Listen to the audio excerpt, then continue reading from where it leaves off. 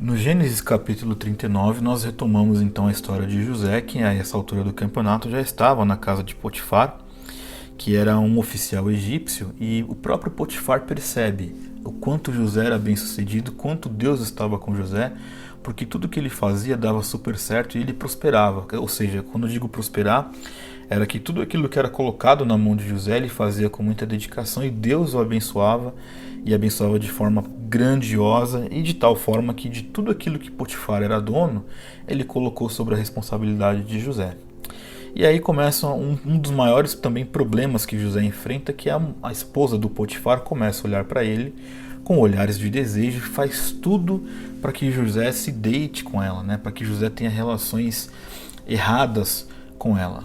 E aí, o que me chama a atenção é quando José dá uma resposta para essa mulher, né? Então ele dizia o seguinte: olha, como é que eu posso fazer isso contra o meu Senhor, né? Ele me deu autoridade na casa, em todos os seus bens. Como é que eu posso desonrá-lo dessa forma? Se eu cometer esse tipo de pecado, se eu cometer esse tipo de erro, é uma afronta ao próprio Deus. Então, claramente, José tinha em mente que, embora ele estivesse ali como escravo, tendo sido injustiçado pelos irmãos, ele estava ali fazendo o seu melhor e ainda havia esse assédio dessa mulher e ele insistindo em não vou fazer isso, não vou fazer isso, até que essa mulher forge algo para ele, né?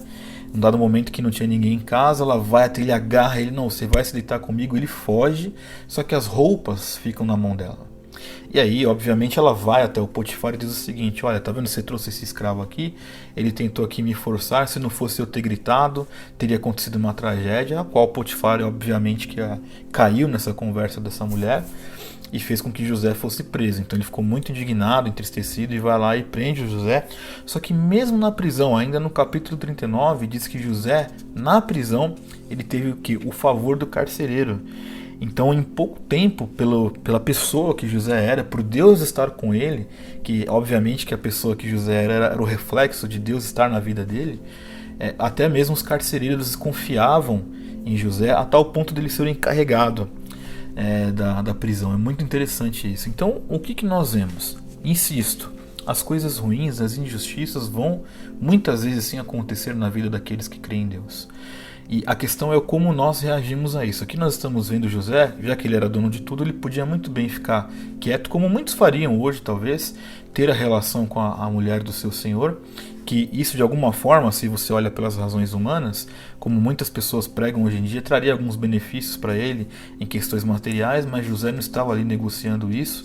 Para José a questão era desrespeitar a Deus e ele não ia fazer isso, então injustamente ele foi preso e mesmo na cadeia ele tinha todas as razões para dizer o seguinte: olha, eu não quero mais fazer nada, não quero mais servir a Deus, eu já estou cansado de ser injustiçado, como muitas vezes nós falamos que estamos cansados das coisas, mas sendo ainda um servo de Deus, na própria cadeia os próprios carcereiros viram que Deus estava com José e ele achou esse favor, né, dos carcereiros. A Bíblia ela tem essa expressão, né? Que o Senhor estava com José na prisão e o tratou com bondade e fez com que José conquistasse a simpatia dos carcereiros. Ou seja, mesmo num local onde você não merece estar, um local que tem uma situação até degradante como uma cadeia, Deus estava lá com José.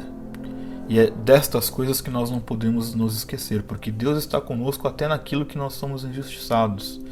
E é isso que nós devemos crer, e se há uma lição muito preciosa, foi que José, mesmo em meio a toda injustiça, ele não usou essa injustiça como desculpas para cometer erros, né? Ele não disse o seguinte: olha, já estou aqui, já sofri, já estou sendo injustiçado, então vou chutar o balde, né? Vou chutar o pau da barraca. Não, José ele não quis pecar contra Deus, e isso foi algo custoso para ele, porque ele foi preso. Mesmo assim, ele continuou fiel a Deus.